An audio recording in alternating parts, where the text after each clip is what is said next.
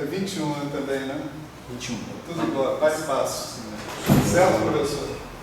21 mesmo? Que dia é hoje? 25? Se você não tiver dores estéticos exagerados, eu posso fazer uma foto com a minha cara, boto uma cartolina assim, se eu começo a aula com a minha foto na cara, eu troco a olhada. Pode ser, é verdade. Você baixa, você fica pra fora.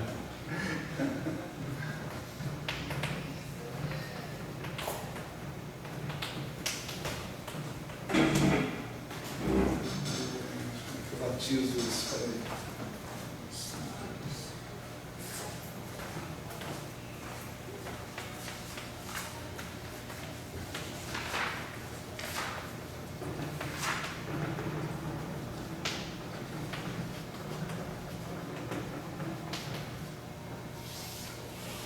Vou pular a parte de definição de quantidades fisicamente acessíveis através da matriz S, porque eu só estou invertendo. Eu acho que talvez o melhor momento para falar disso seja agora. Vou fazer um teste. Se der certo, aí a gente inverte também nas notas de aula depois. Acho que já deu, né, cara? Já atrasei o suficiente hoje, né? Vamos lá, vamos começar. Então, gente, olha só. Na aula passada a gente terminou aqui um programa e tanto, né? Eu não me lembro. Você tem as coisas anotadas, Alexandre? Pouquíssimo. Estou falando não, mas eu sei onde foi que parou. Você sabe onde foi que parou? Aqui, nessas coisas.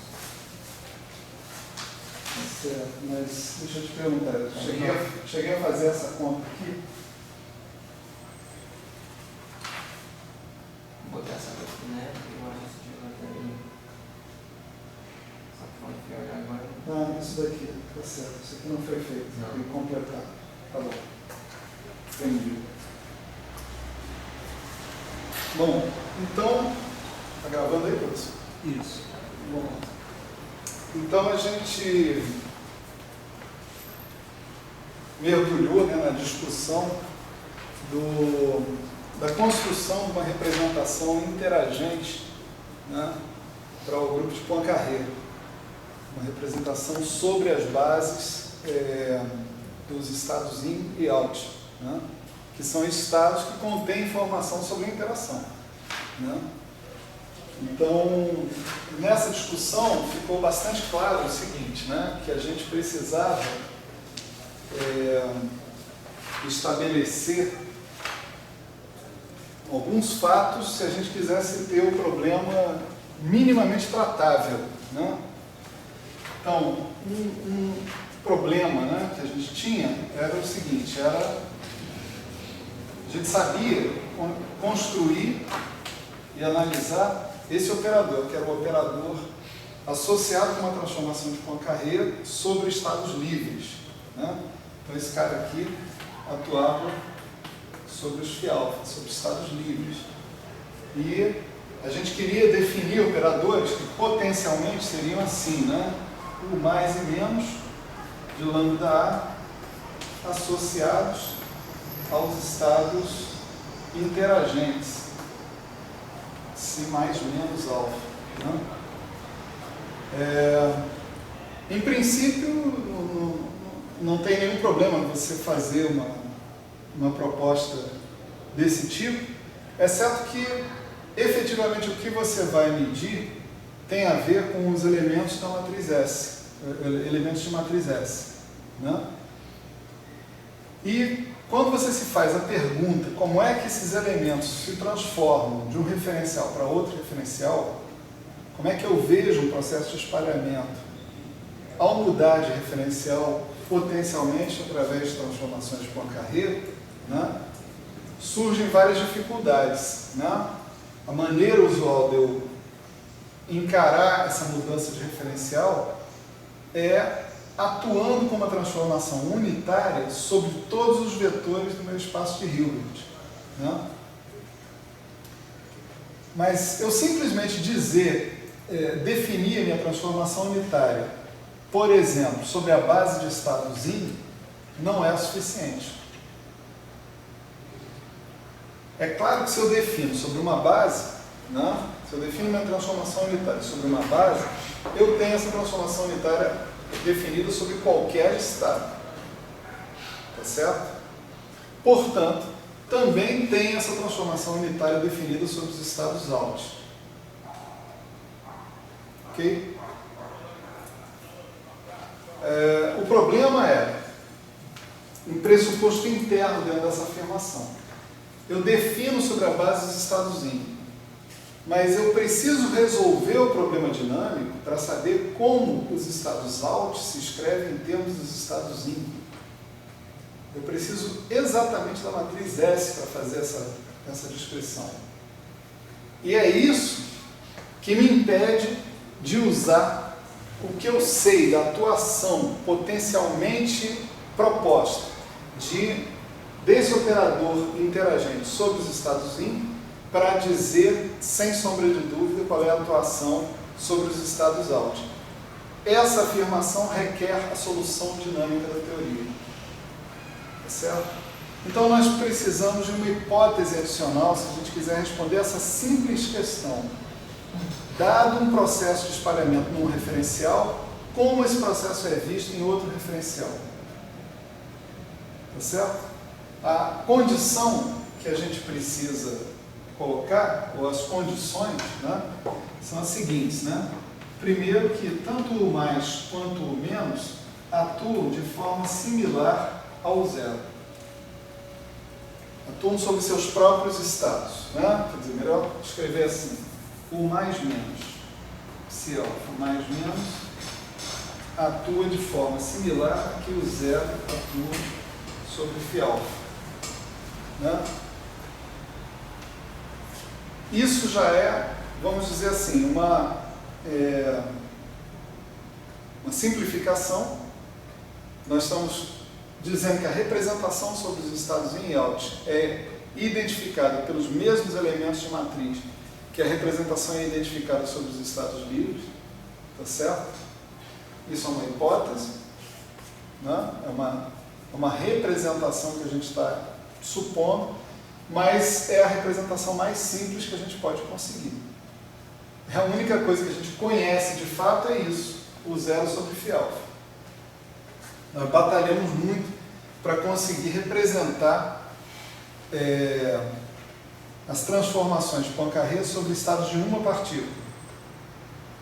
Daí, propor para estados de N partículas livres foi simples, de fato. Mas propor para partículas interagentes não é necessariamente simples. A gente segue a ideia de que, seja qual for o raciocínio, ele deve contemplar ou chegar a resultados semelhantes aos resultados que a gente chegou para os estados livres. Né? O segundo ponto aqui, né, é que também não basta dizer que a atuação do mais menos sobre C alfa mais menos é da mesma ordem, da mesma natureza que o zero sobre φ alfa. Você também precisa ir avançar um pouco mais e dizer que o mais é igual ou menos. Certo? E aí você chama isso aqui de um certo U. Ok? Quando a gente chega nessas considerações, né, a gente vê que efetivamente a gente consegue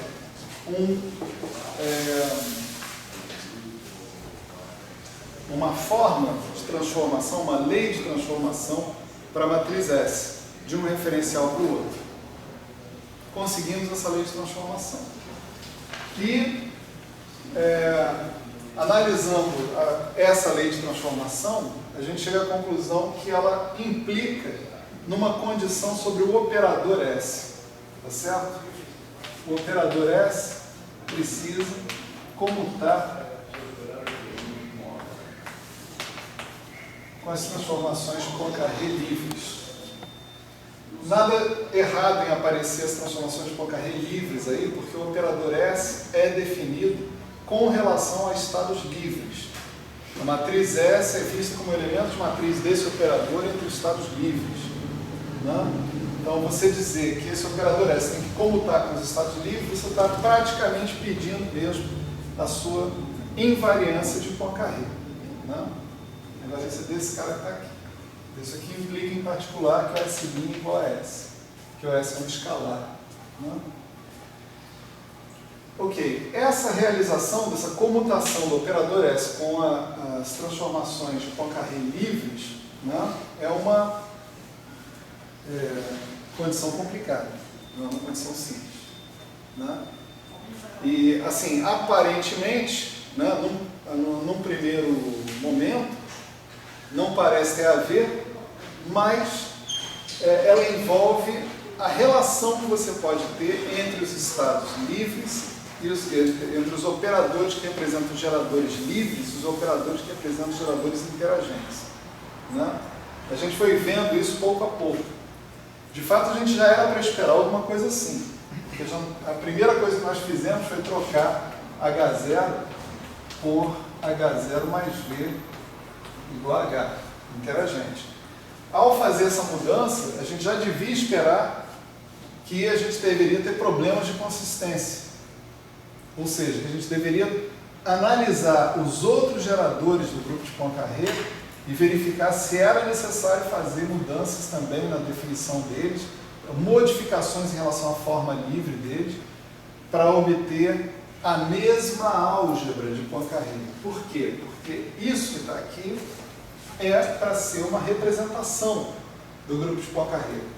E se isso aqui é uma representação, é necessário que a álgebra seja preservada. Tá certo? A álgebra é consequência do fato de você ter uma representação. Não?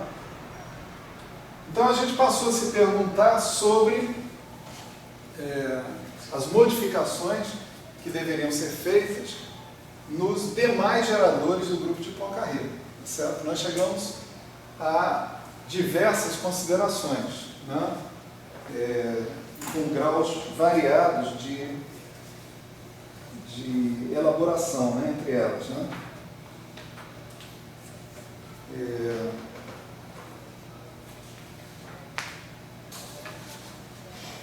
A gente chegou, por exemplo, inicialmente, que o P0, ou melhor, P era igual a P0, isso é uma proposta, que o J era igual a J0. São duas propostas sobre quem são os geradores de translações livres, quem são os geradores de rotações, interagentes, quem são os geradores de rotações interagentes. Né? Depois nós chegamos a uma modificação dos geradores de Bustos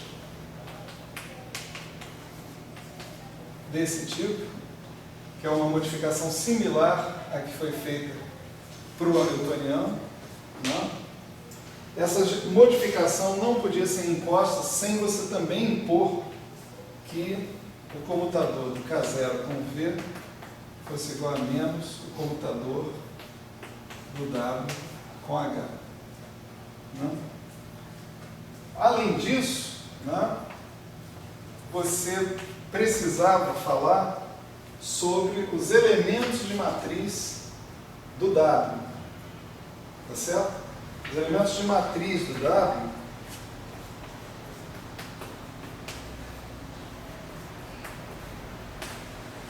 eles, em princípio, tinham que ser funções suaves das energias E alfa e E beta. Né?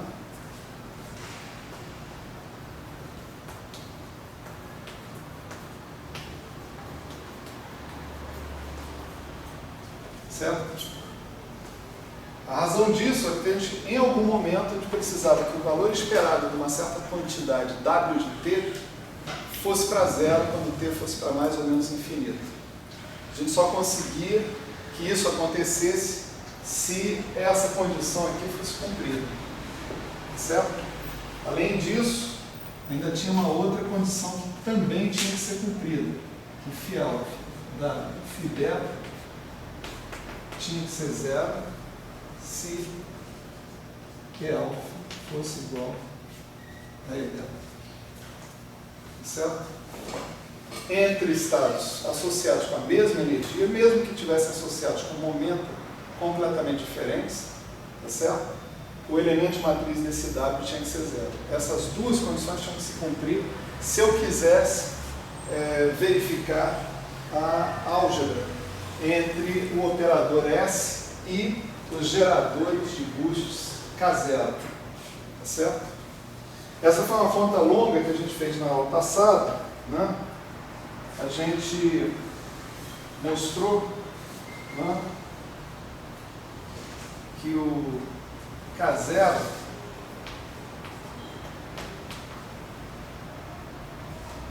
seu computador com U de TT0 era menos W de T,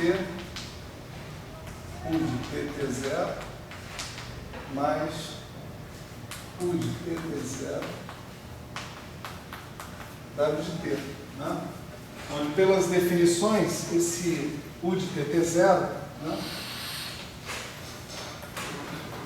ele era, sempre esqueço qual é a ordem dos sinais aqui, exponencial, né? De IH0T menos IHT menos T0, exponencial de menos IH0T0.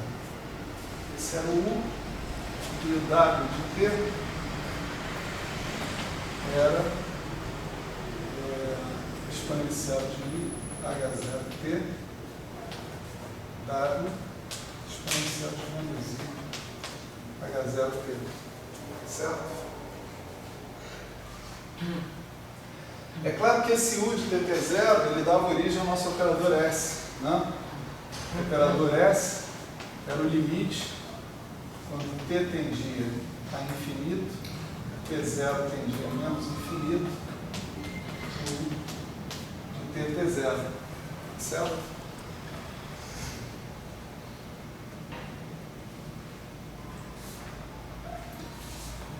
Portanto, daí vem a história que a gente está rememorando aqui, né? Em princípio, a ideia aqui é calcular o comutador com U de TT0 no limite, T vai para infinito, T0 vai para menos infinito, onde você vai obter o operador S. Isso envolve o limite quando T tende ao infinito desse objeto, né? E desses objetos que estão aqui, que você supõe que seja o que vai dar o S, né? Daí você tem o W de T e você só consegue que os elementos de matriz desse cara tendam a zero quando T tenda a mais ou menos infinito, se essas condições forem impostas sobre esses elementos de matriz. Certo? É preciso que essas condições aconteçam, né?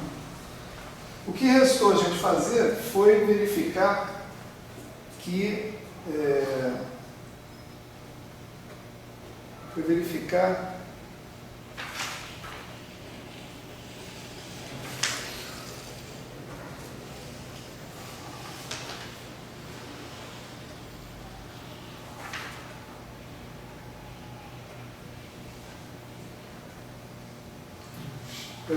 se existe uma transformação unitária conectando o K e o K0, né? Porque nós podemos ver que essas equações que estão aqui, essa,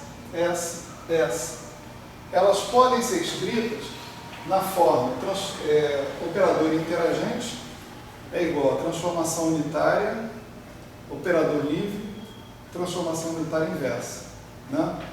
Tipicamente, a história toda era assim, né? O H, a gente mostrou isso, podia ser visto como ômega menos mais infinito, H0, ômega W menos mais infinito. Isso ia dar o H0 mais V. O P era ômega menos mais infinito, P0, ômega W menos mais infinito, que é o próprio P0, J, mesma coisa.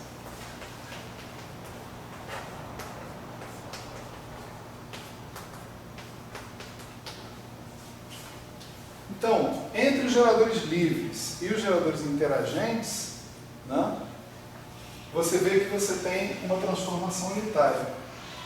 Ômega, onde esse ômega ele era dado por... Lembra de cor aí, ó?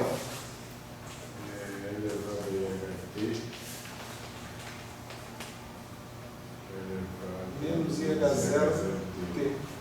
Ou isso, ou menos tudo. É só você ver ali no de T, porque o de T é ômega W, de T é ômega T0. Ah, então é isso mesmo. É verdade, e aí é ômega H0 T. Né? Então você vê, você consegue conectar 3 geradores interagentes a 3 geradores livres com a mesma transformação unitária. Desculpe, 3 o cacete. Né? 7. Você consegue conectar 7 geradores interagentes a 7 geradores livres usando uma mesma transformação unitária.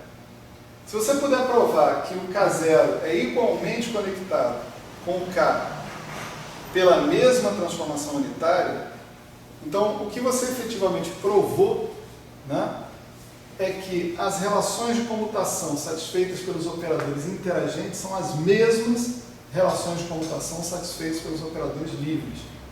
E, portanto, a álgebra de Lie do grupo de Lorentz, de Poincaré, está preservada. Era isso que estava faltando, tá certo? A gente fazer no final da aula passada. Então, nós vamos provar as últimas 3 relações dessa sequência que está aqui. Está fácil, a gente já tira dali direto, tá certo? Não tem muito problema não. Então, a ideia é a seguinte, a gente pega agora essa mesma relação que está aqui, tá certo? E considera 2 limites aqui, t igual a 0 e t0 igual a menos ou mais infinito, tá certo?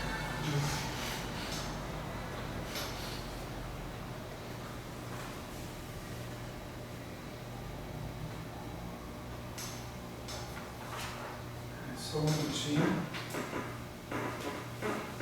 Certo. Bom, se você considerar t igual a 0, né? Vamos lembrar aqui a relação que o Álvaro colocou, né? Nosso U de tt0, né? Ele é ômega W de t, ômega de t0. Certo? Se você fizer esse cara aqui multiplicar para ômega t0, você obtém exatamente isso. Está aqui, né? Então, se você fizer t igual a 0, né? Esse t igual a 0 vai implicar que o nosso U de 0, t0, é simplesmente o ômega de t0. Tá certo? T igual a 0, vai embora aquelas 2 exponenciais iniciais. Né? Então, a nossa relação que a gente estava trabalhando ali, ela se torna simplesmente isso aqui. K com ômega de t0 é igual a menos o W de 0, que é o W, tá certo? O W de 0 é o próprio W, né? Mais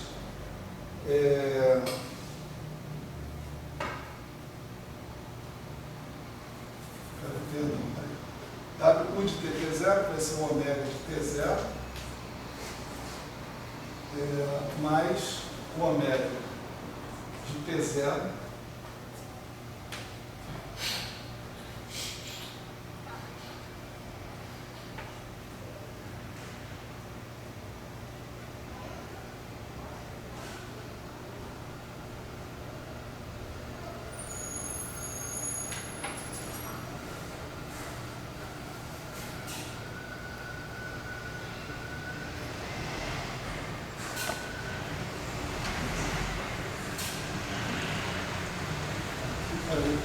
houve uma merda acontecendo, né? Que é t0, certo? Então aqui vai ficar ômega de t0, W de t0, certo? Isso aí. Bom, a primeira parte foi feita, fazer t igual a 0, né? Agora, fazendo T0 para menos ou mais infinito, né? Você obtém o comutador do K com ômega de menos ou mais infinito, são dois limites distintos, isso dá menos o ômega, menos o W, ômega de menos mais infinito, mais esse pedaço que está aqui, onde você vai ter ômega de T0, W de T0. Só que o W de T0 você está fazendo T0 para menos ou mais infinito. Os elementos de matriz desse cara vão para zero, porque a gente garantiu isso ao pedir essas condições aqui. Tá certo? Então, essa equação aqui se reduz a isso, por isso simplesmente. Agora, se você abrir o K, né? Aqui é o K0, perdão. Né? K0, K0, K0. Né?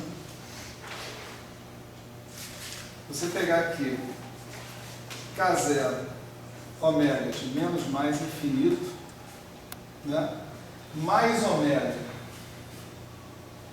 mais W, ômega de menos mais infinito, você pode juntar esses dois caras aqui, K0 mais W, ômega de menos mais infinito, é o primeiro termo do computador, mais esse passado para lá. Isso daqui dá o segundo termo do computador, que vai dar ômega de menos mais infinito, K0, certo? Agora, esse camarada que está aqui, né, é o gerador de boosts interagentes. É só multiplicar por ômega d'H do outro lado agora, né, e a gente obtém a equação que faltava ali. K igual a ômega de menos mais infinito, K0, ômega d'H, menos mais infinito. Compara com isso aqui, ó. Todo mundo, todos os três. Caramba, de onde é que eu tirei isso? Todos os 10, né? Agora são 10 finalmente. Todos os 10 geradores interagentes se relacionam com todos os 10 geradores livres pela mesma transformação unitária. Né? Então você está com essa situação aqui. Né?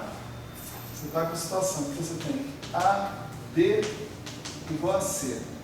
Aí você tem que A' é U, A, U W. D' é U, D, U W. Mesmo U, isso é importante. C' é U, C, U W. Então, se o comutador de A com B é C, né, é só você multiplicar por U, U W. Isso vai dar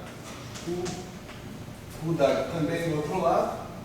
Né? Esse U e U W entram dentro do computador, então você vai ter U, A, U W, U, D, U W, é igual a U, C, U W, e portanto, A', o B' é igual a C'.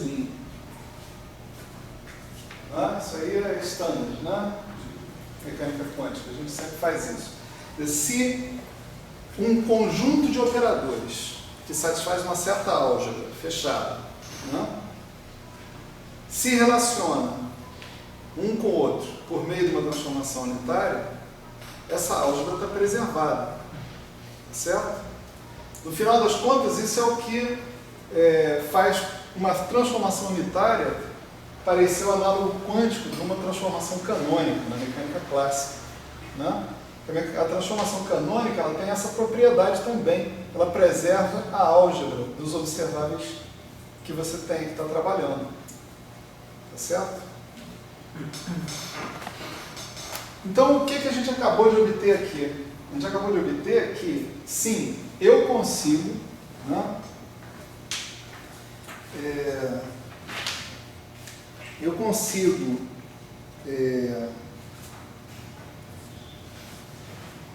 realizar essa condição, que é uma condição essencial para que eu produza uma regra de transformação da matriz S de um referencial para outro. Essa é uma condição essencial. Eu consigo reproduzir essa condição não é? Se eu fizer este conjunto de modificações nos meus geradores livres. Tá certo? Se eu obtiver geradores interagentes que se relacionam com geradores livres dessa forma. Então, essa condição que está aqui é uma condição que estabelece esse tipo de vínculos entre os geradores livres e interagentes. Ah, esses vínculos são os únicos vínculos possíveis? Provavelmente não. Né? Provavelmente seja possível você encontrar outras relações entre os geradores livres e interagentes. Mas essa, sem sombra de dúvida, é uma solução. E sem sombra de dúvida, é a solução mais simples. Mais simples que isso, vocês estão desafiados a fornecer. Tá certo? Lembrem-se, tudo começou com isso aqui, né? H é igual a H0 mais V. Né? A gente imaginou que num sistema interagente, a relação entre energia livre e energia interagente seria desse tipo. Isso tem a ver com décadas, né, de experiência resolvendo teoria de perturbações, né, em mecânica quântica. Em física clássica você pode estender para séculos de experiência. Né? Então, veja, quando a gente propõe que H seja H0 mais V, a gente não está se descolando das coisas consagradas, vamos dizer assim. A gente está evoluindo de acordo com um script que está muito bem conhecido. Né? A gente não está saindo em direção desconhecida.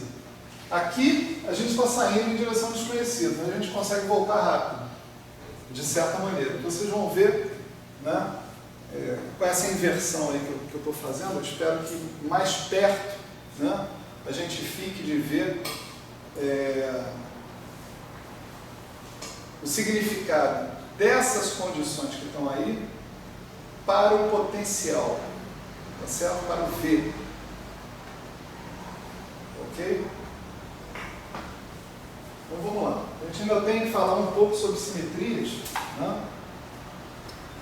Tipicamente simetrias internas e as simetrias que ficaram faltando, né? Paridade, reversão temporal. Então vamos falar rapidamente sobre isso daí e vamos abordar esse segundo tópico que está rolando aqui, que é a teoria de perturbações covariantes. A ideia de abordar isso logo agora é porque nesse segundo tópico mais hipóteses vão aparecer.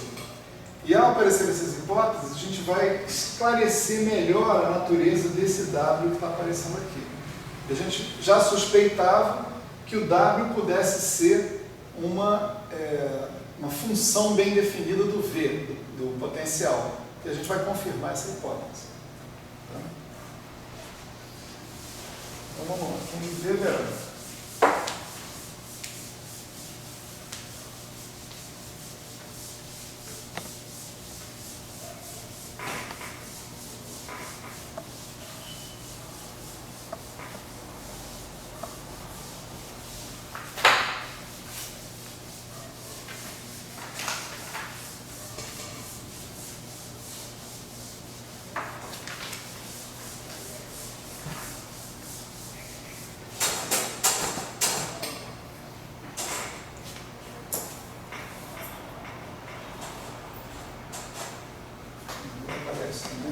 Não distrair, né?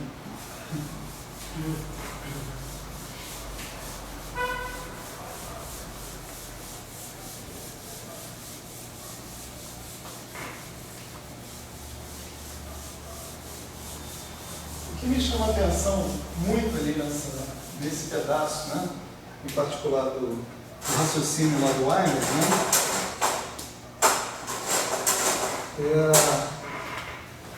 É a vastidão das conclusões que o cara chega, com relativamente poucas hipóteses. Né? E você vai muito fundo no teu sistema, né? Explorando basicamente a álgebra de Lie do grupo de Lorentz, do grupo de Poincaré. Né? Aí quando as pessoas falam a teoria de campos é a união da mecânica quântica com a relatividade restrita, isso nunca foi tão verdade quanto no resultado dessa aula. Né? Como vocês vão ver, mas eu não vou antecipar coisas assim, surpresas que vêm por aí. Bom, então, nosso próximo tópico aqui, né, antes, inclusive, da gente discutir simetrias de paridade e reversão temporal, vamos discutir sobre as simetrias internas. A razão disso é porque a técnica, vamos dizer assim, para tratar o caso das simetrias de paridade e reversão temporal é totalmente similar, né, ao que a gente faz para tratar simetrias internas. Então, vamos analisar primeiro as simetrias internas e que diabos são essas simetrias internas, né? São operações de simetria que simplesmente não envolvem nada relativo a mudanças de referencial, a mudanças de espaço-tempo. Né? Mudanças de espaço-tempo estão aqui, né? X' lambda x mais a. Né? Uma transformação de Poincaré genérica é uma mudança de espaço-temporal.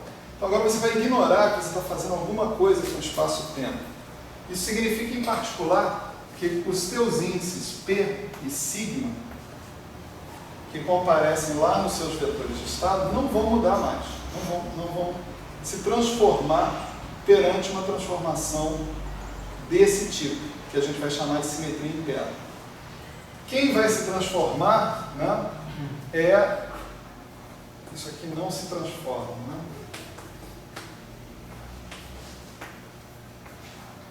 Quem possivelmente pode se transformar é aquele terceiro índice N, que nós deixamos como até a possibilidade de ser um multi-índice, de ser alguém que identifica várias possibilidades de rótulos, né, sobre o seu estado base. Né? Esse N vai ser o índice que varia em princípio, quando você muda, né, quando você faz a transformação de simetria. Né? Então, mais uma vez, nós vamos imaginar o seguinte, né? Vamos voltar para o ponto de vista de uma partícula, né? Espaço de Hilbert de uma partícula. E imagina que você tem uma operação de simetria que você vai chamar de T, por algum motivo. Não sei a que pode corresponder essa transformação de simetria. Né? Mas se ela é uma transformação de simetria, ela tem que estar associada a um certo operador do espaço de Hilbert unitário, caso ela seja uma simetria contínua, ou anti-unitário, se for o caso, se for necessidade. Né? Então, tem que ter um U0 de T associado com isso. Se esse seu U0 de T, por sua vez, ele tem que ter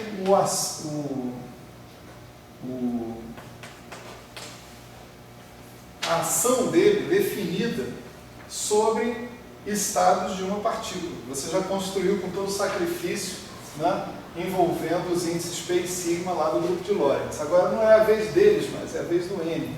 Né? Então você imagina que o que vai acontecer com uma simetria interna como essa é você fazer aparecer isso aqui, né?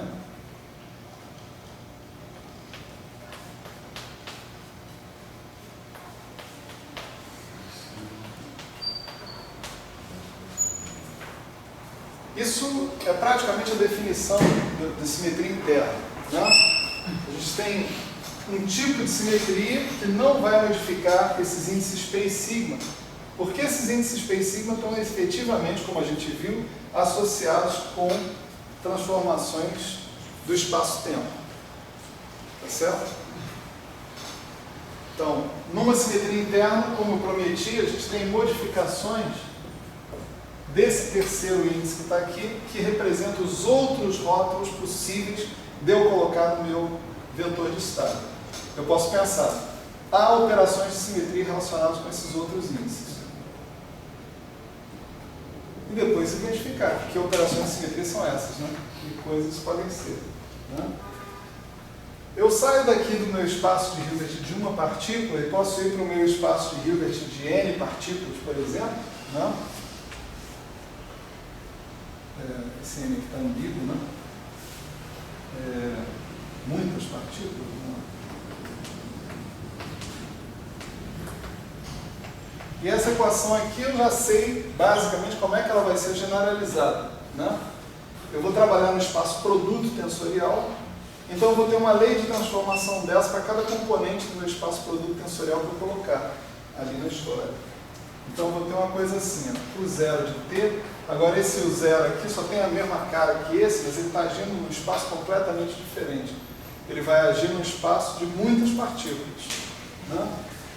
Aqui, φ de P1, sigma 1, N1, né?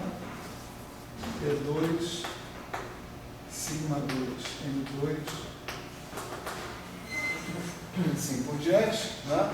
O resultado disso aqui vai ser o somatório N barra 1, N barra 2, assim por diante, do D, N barra 1, N1, de T, N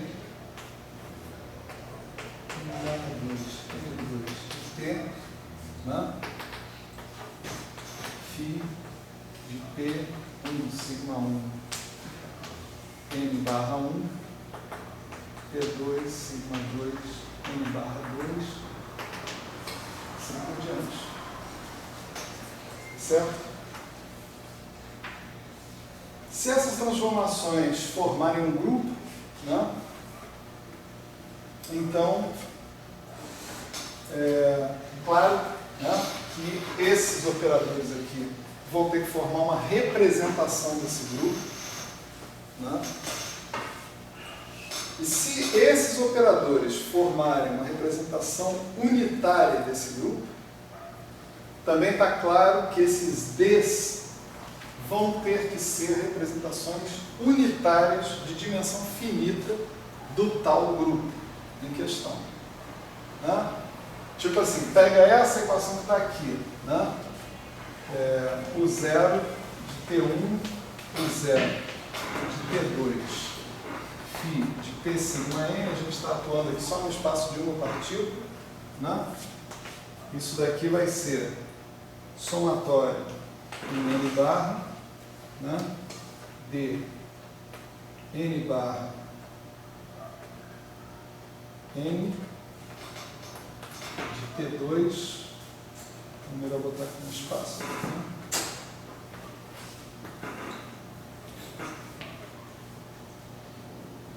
N barra N1, N barra N de T2,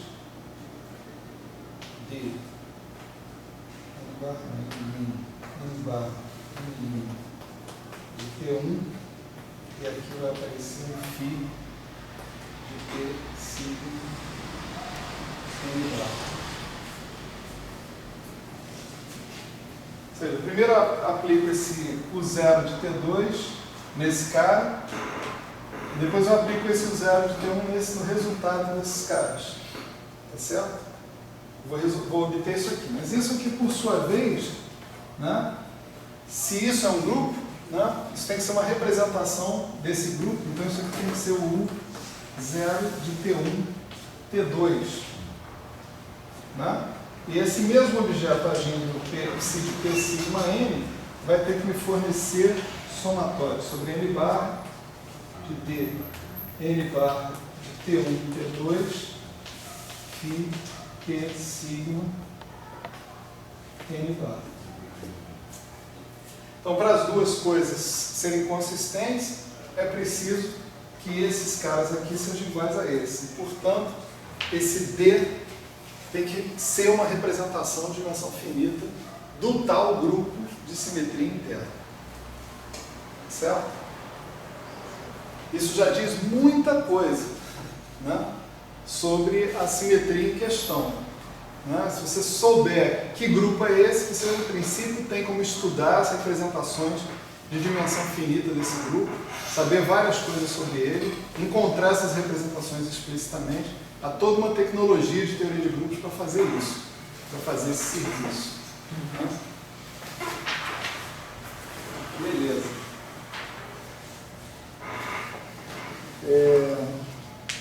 Isso aí é tudo cinemática, como sempre foi, né? Como antes era.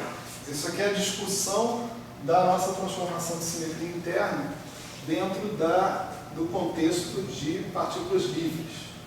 Né? Agora você pode se colocar a questão de entender como é que vai ser a dinâmica, né, dessa história. A simetria tem duas condições a serem preservadas. Né? Quando a gente está lá na mecânica quântica convencional, né, uma primeira condição é que a operação de simetria seja representada no espaço de Hilbert por um operador unitário. Isso é o teorema de Wigner. Né? Mas há uma segunda condição essencial para que aquilo seja uma simetria. Na física, as coisas evoluem no tempo. Então a dinâmica tem que preservar essa simetria. É preciso que a evolução dinâmica não distinga, né, se a operação de simetria foi feita ou não foi feita. Caso a evolução dinâmica seja capaz de fazer essa distinção, isso significa que a operação de simetria não é uma operação de simetria. Né? Então, lá na mecânica quântica não relativista, essa discussão é simples. É só você chegar e dizer: tudo que eu preciso é que a transformação de simetria comute com a hamiltoniana. Se isso acontecer, está garantido que a dinâmica preserva e pronto. Né? Então, pergunta que não quer calar: por que a gente fez aquela palhaçada toda da última aula? Né? Por que eu simplesmente não cheguei e falei assim: olha, todo mundo tem que comutar com a hamiltoniana e acabou?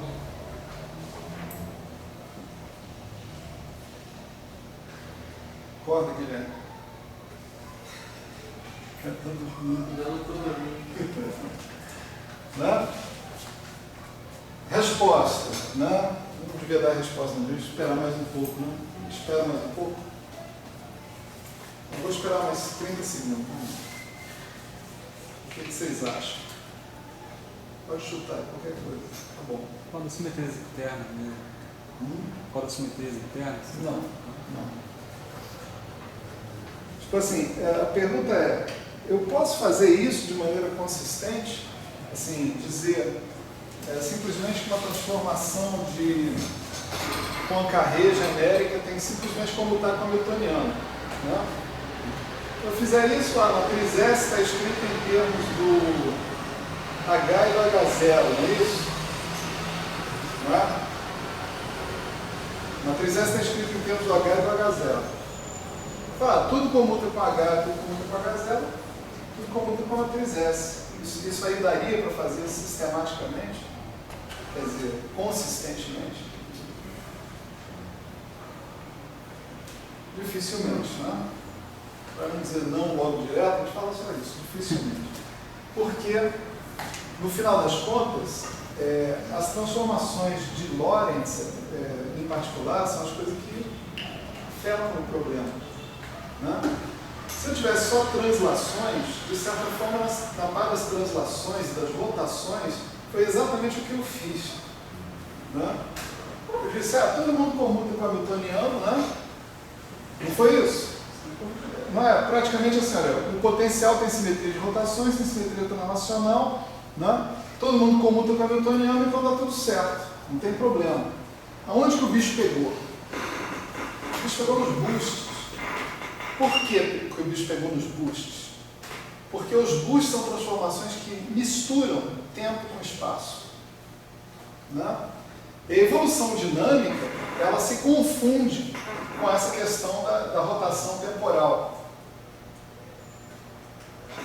Então, o fato de eu estar trabalhando com transformações que misturam tempo com espaço, lá atrás, fez com que eu tivesse que analisar com muito mais cuidado, né, a condição de simetria que a matriz S tinha que satisfazer. Ou seja, que o operador S tem que comutar com o zero. Né?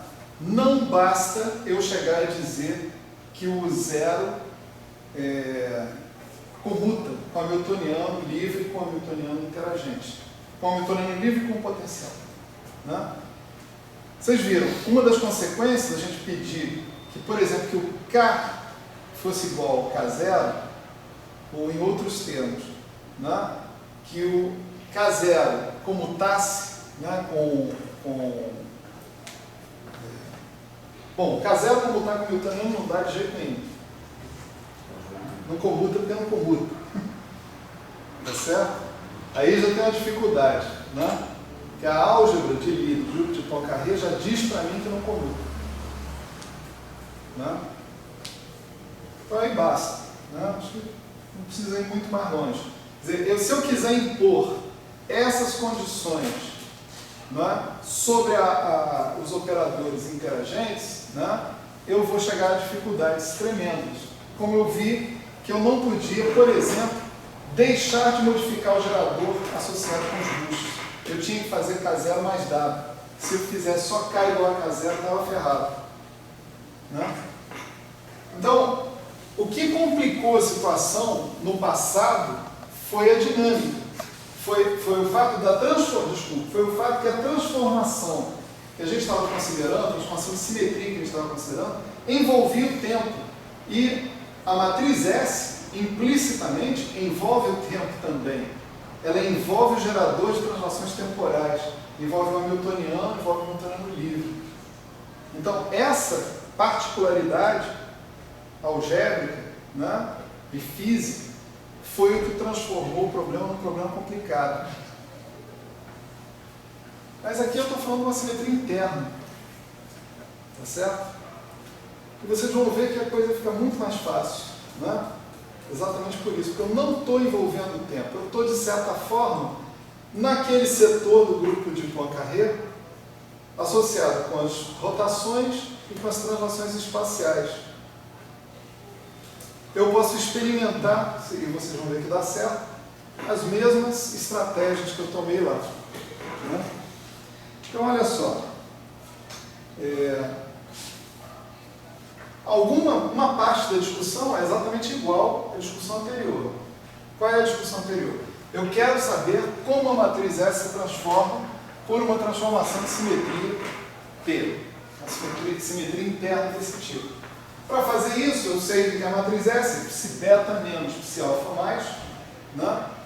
Eu preciso de um operador que atue unitariamente, né?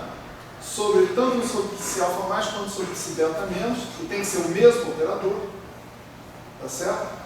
Para que eu faça aquele truque, S-beta alfa é o psi-beta menos, o psi-alfa mais, faço as atuações desses caras e obtenho uma lei de transformação. Tá certo? Nesse ínterim, eu vejo o seguinte, que eu tenho exatamente o mesmo problema, porque eu não sei como é que o psi-beta menos se relaciona com o psi-alfa mais.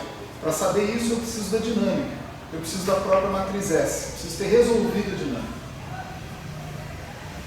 Então, o que eu faço? Eu imponho, como antes também, tá certo? Eu não estou escrevendo, estou só falando, né? Eu imponho que o mesmo U atua sobre os estados in e out com o mesmo efeito. Isso eu já falei antes, só que agora o que eu estou falando é para um operador U que representa uma simetria interna. Tá certo? Então a brincadeira aqui vai ser a seguinte, né? Eu vou impor que um certo U de T, olha que ele não é U0, tá? Ele é o U de T, atuando sobre os estados psi mais menos, né? P1, sigma 1, N1, P2, sigma 2, N2, assim por diante, nos dê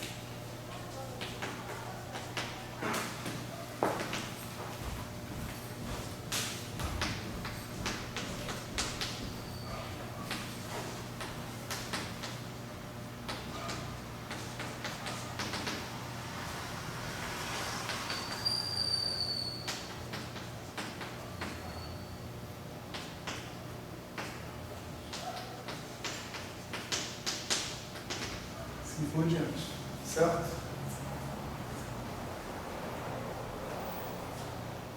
Olha, o mesmo U atuando sobre si mais menos. Até aqui a discussão é exatamente idêntica à discussão que aconteceu lá no grupo de Poincaré, certo?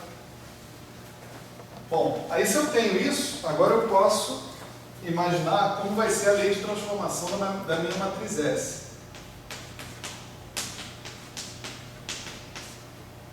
Isso aqui vai ser U de T se beta menos, U de T se alfa mais. É isso? Aí eu uso a ação desse U de T associada com esse cara que está aqui em cima, né? E genericamente eu vou ter uma coisa assim.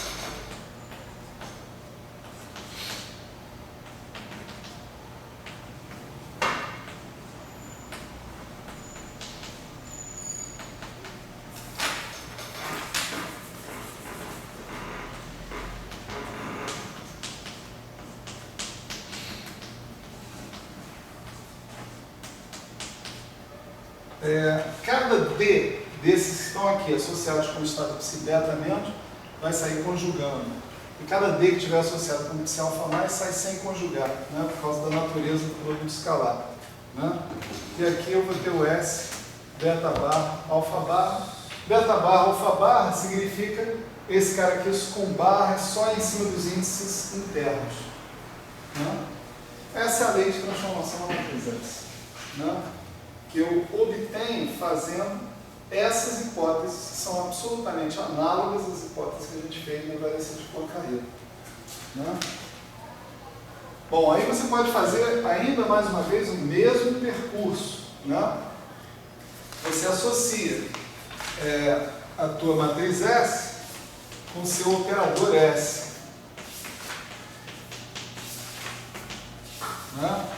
E atua aqui no seu operador S, não com U, mas com U zero, porque o operador S envolve os estados livres. Né? Então, U zero de T φ beta, U zero de T S, U zero de T, U zero de T φ alfa. Né?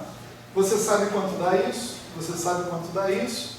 Isso daqui é o que nós chamamos de S', né? Transformação do operador S pela transformação unitária em questão. Né? Vai reproduzir, tanto esse pedaço quanto esse pedaço vão reproduzir exatamente esse fator que está aqui na frente. Né? E o que você vai terminar no final vai ser com o mesmo fator aqui, produtório de D, estrela, produtório de D, estou sendo esquemático, né, quando eu escrevo isso, vezes o S', beta barra, alfa barra. Esse S', beta barra, alfa barra é o elemento de matriz do operador S', que está colocado aqui, entre os estados φ beta barra e φ alfa barra. Né? Para que uma coisa coincida com a outra, né, é preciso que o S' coincida com S. Mais uma vez. Ou, em outros termos, que o S comute com o U zero de T. Mesma conclusão que a gente chegou antes. Só que agora, a análise desse negócio é 30 ordens de grandeza mais fácil. Por quê? Né? Porque essa simetria ela é gerada por geradores, né, que comutam com geradores espaço-temporais. Eles não têm nada a ver com geradores espaço-temporais. Se você quiser, você faz aqui uma transformação de Lorentz e depois você faz uma transformação interna. Você faz uma transformação de Poincaré e depois faz uma transformação interna. Ou faz a transformação interna e depois faz a transformação de Poincaré. Você vai ver que dá a mesma coisa. Pode fazer as duas operações em sequência, dá a mesma coisa. Conclusão, os caras têm que comutar. O único jeito dessas coisas acontecerem para qualquer transformação que seja, é que os geradores de uma transformação comutem com os geradores da outra. Tá certo? Então, embora o S, né, envolva o H, o V envolva o H0 e o H, que envolve H0 e o V, né? Implementar essa condição aqui é a coisa mais simples que existe. É só você dizer que o seu U0 de T comuta com H0 e com V. Tá certo?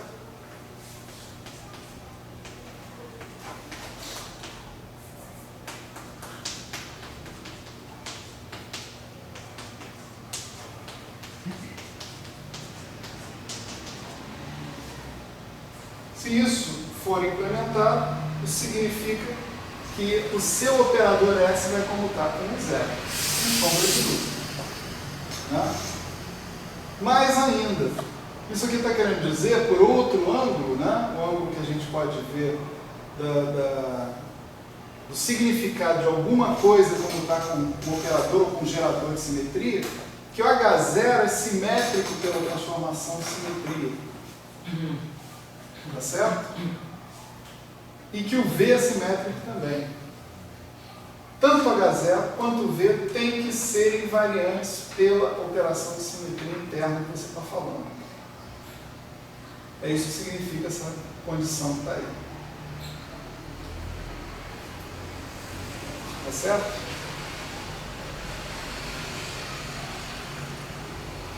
Maravilha. A condição sobre a matriz S está implementada. Né? Resta saber quem é o tal operador U, né, que vai fazer esse serviço que está aqui. Olha a relação entre os estados livres e os estados interagentes. Né? Você tem que o psi alfa mais menos é o ômega menos mais infinito phi alfa, não é isso? E quem é o ômega, a gente já apagou há muito tempo, mas o ômega envolve exponencial de IHT, exponencial de menos IH0 até zero. Né? Envolve esses dois caras. Então, é bastante simples você observar o seguinte: se você atuar com o U0 de T sobre o psi alfa mais menos, né? Isso vai dar o U0 de T sobre o ômega menos mais infinito phi alfa, mas o U0 comuta com H e com H0. Então eu posso passar esse U0 para cá. Né?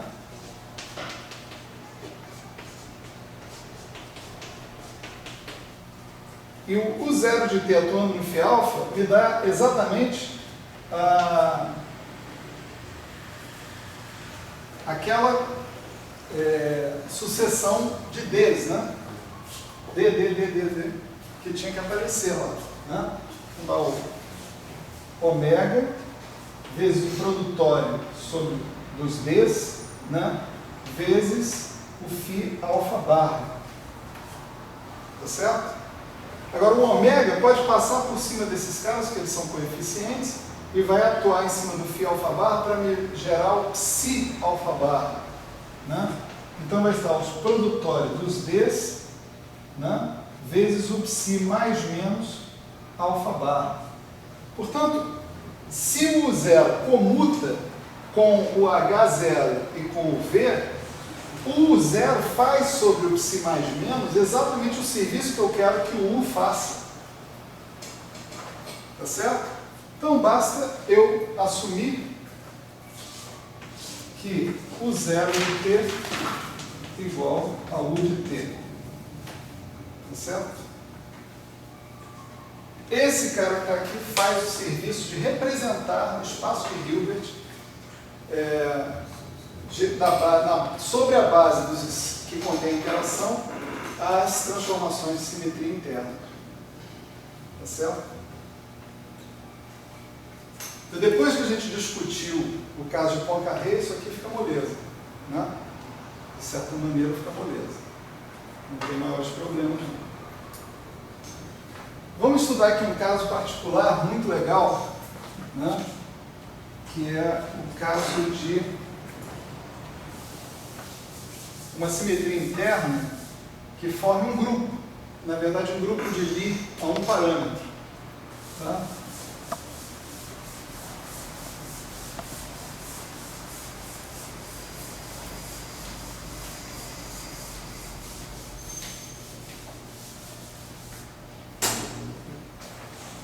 Então vamos pensar o seguinte, vamos pensar que a gente tem um conjunto de transformações indexadas por θ tá certo? T de θ. E tem uma lei de composição envolvendo essas transformações que seja exatamente assim. Essa é a lei de composição de um grupo de Lie a um parâmetro. Tá certo? Quem assiste a aula das 4 horas da tarde já está careca de saber disso. Né? Enfim. É claro que os U's associados com esses T's, né, eles vão ser, vão satisfazer a mesma lei de composição. Né? E a gente vai poder, em geral, escrever o zero como exponencial de θQ, onde Q é o gerador dessa transformação que está aí. Né? Um parâmetro, um gerador. Né? Como é que eu represento um cara como esse? Né? Ou em outras palavras, quais são as representações irredutíveis, né, de um grupo de Lie a um parâmetro desse tipo?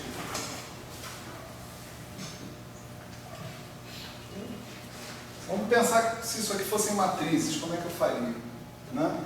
Se isso aqui fosse uma matriz N por N, né, eu ia procurar as representações irredutíveis, tá certo? Isso aqui tinha que ser uma matriz N por N hermitiana, porque o U é um operador unitário, uma matriz unitária. Então esse Q tem que ser hermitiano. Se o Q é hermitiano, ele pode ser diagonalizado por uma transformação unitária. Tá certo? Então, imagina o seguinte, que eu pegue essa matriz que tinha aqui e faço uma transformação de similaridade de um lado e do outro. Onde a transformação de similaridade em questão me leva a matriz não diagonal, etc., na sua forma diagonal. Né? Então eu tenho aqui uma matriz Q, né, por exemplo, com todas as suas entradas. Aí eu faço S, Q, S d'H. Eu tenho uma matriz que é assim, Q1, Q2, Qn. Tá certo? Pergunta: essa representação original que eu tinha é uma representação redutível ou irredutível? Desse grupo. A representação desse grupo, redutível ou irredutível? Seu relógio.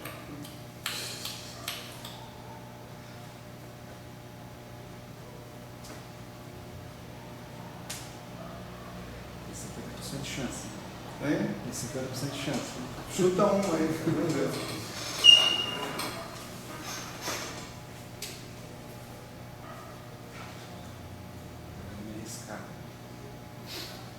O que é uma representação redutível?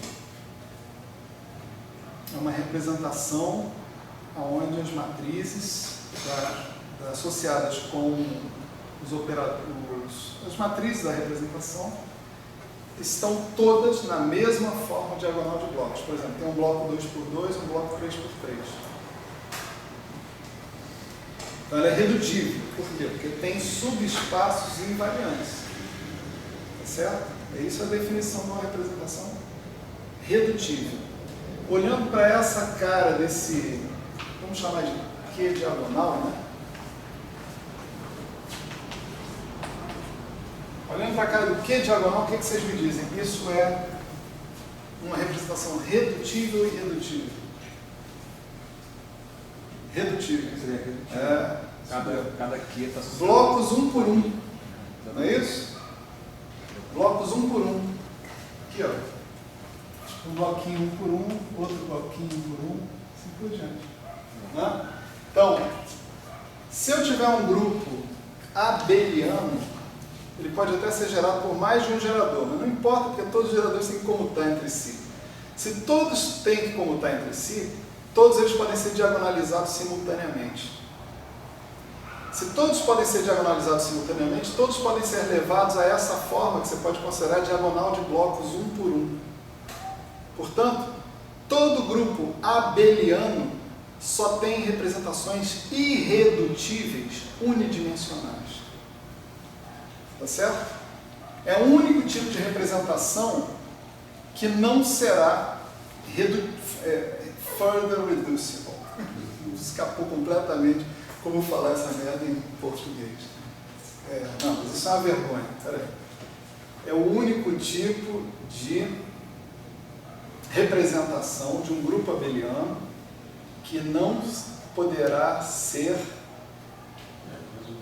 adicionalmente reduzida. Isso. Agora foi. Tá certo? Então, quem serão as representações irredutíveis de um cara como esse? Tá certo? Vão ser aqueles estados, mesmo no setor de uma partícula, que são autoestados do quê? Né? Você vai fazer isso aqui, ó. Q φ de T sigma n é igual a um Qn φ de T sigma n. Certo?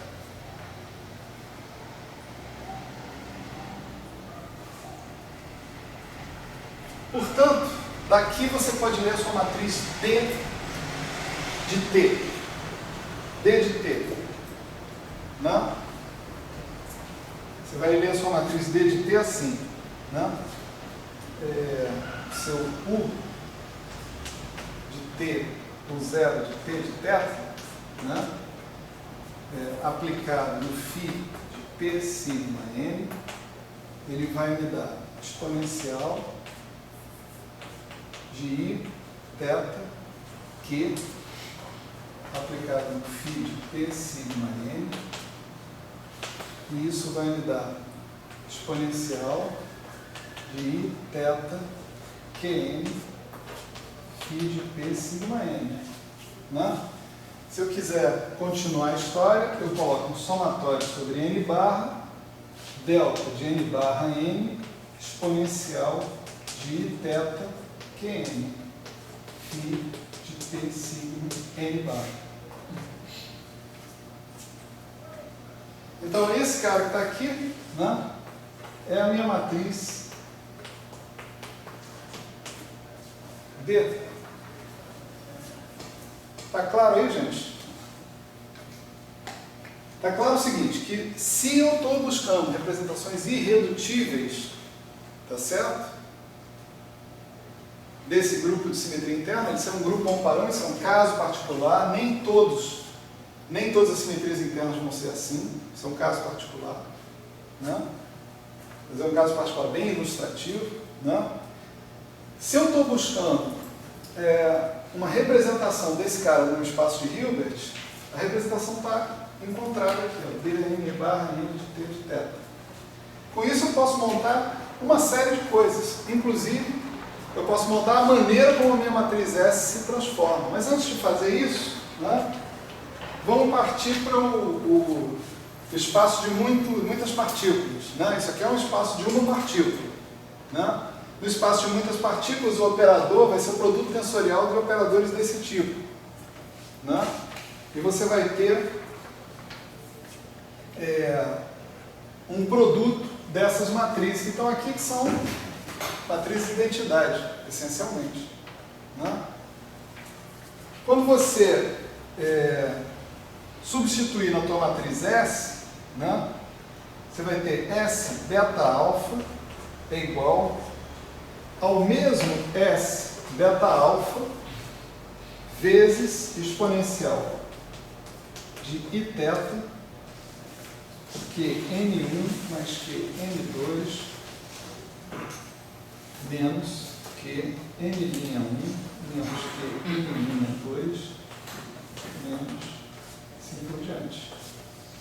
Dá para ver isso aqui? É só usar isso aqui, ó.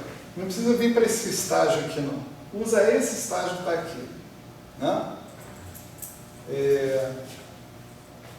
O U0 atua no φ assim. Aí você vai ter um U0 que atua no φ de muitas partículas com o produto desses fatores. Aí o U é igual ao U0.